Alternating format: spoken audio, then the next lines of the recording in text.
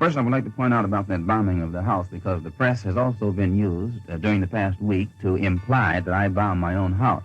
I would like to point out right here and now that I have no life insurance. My wife has no life insurance. I have 4 baby girls, none of whom have life insurance. We don't have health insurance. We don't have fire insurance. We have no kind of insurance whatsoever. And the only group that stood to gain anything from the bombing of that house was the Black Muslim movement, in which the insurance is actually, the insurance is in their name. And I really felt hurt that the press would allow itself to be used to give the public the impression that I would throw a bomb or light a fire to a home in which my wife and family are asleep. The deputy chief fire marshal, I think his name is Vincent Canty, pointed out to me in the presence of witnesses on that same night that a fireman picked up a bottle of gasoline from my living room that had not exploded. And because this bottle of gasoline was in a whiskey bottle, this fireman placed that a bottle on a dresser in my baby's room, thinking that it was a bottle of whiskey. But the tragedy is that black people were after Malcolm and they took him off this planet. Black people did that. People from, and tremendous evidence has pointed, yes, to the Nation of Islam. This is the modest 7-room house located in East Elmhurst, Queens, that was given to Minister Malcolm X from the Honorable Elijah Muhammad as a gift for Malcolm's great work in helping to build the Nation of Islam.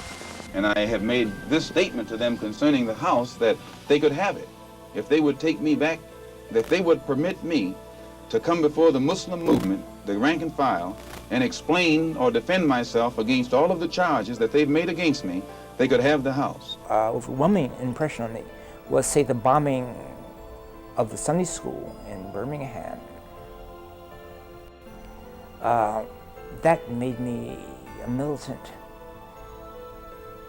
But because there's so much of that kind of thing going about, and since it's so interwoven within the fabric of the American society, I was not very shocked and very surprised. I was simply happy, of course, that he survived.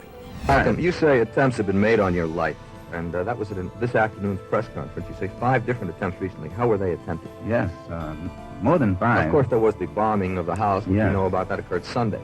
Yes, first I would like to point out about that bombing of the house, because the press has also been used during the past week to imply that I bombed my own house. The house itself has been the object of controversy between Malcolm and black Muslims.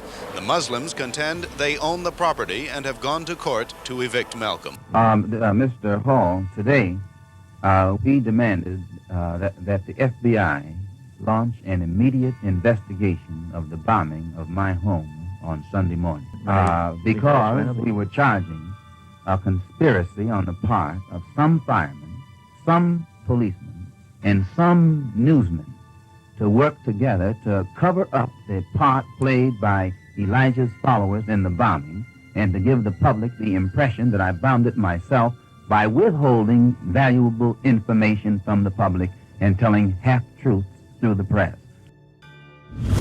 Come on, a born-again person. He was born again and for real. Bear in mind that the brothers who were in Malcolm's organization had been in the Nation of Islam. These were the brothers who were providing Malcolm's security. These were the brothers who had been in the Fruit of Islam. Yes, I'd like to say that there's one thing about this is about Malcolm's home being bombed that really bothers me. He charges that the black Muslims did this. Now, there's one thing. They happen to own this home. It's not Malcolm's home. It's the black Muslims' home.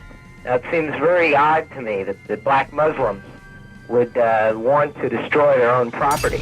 And the fire hit the window, and it woke up my second oldest baby. But the fire burned on the outside of the house. But had that one gone through that window, it would have fallen on a 6-year-old girl, a 4-year-old girl, and a 2-year-old girl. And I'm going to tell you, if it had done it, I'd taken my rifle and gone after anybody in sight. I say this, that the Black Muslim movement has never had as their motive the acquiring of that home. The possession of the home itself means nothing. Elijah Muhammad lives in a $150,000 house in Phoenix, Arizona. I wanted you to know that my house was bombed. It was bombed by the black Muslim movement upon the orders of Elijah Muhammad.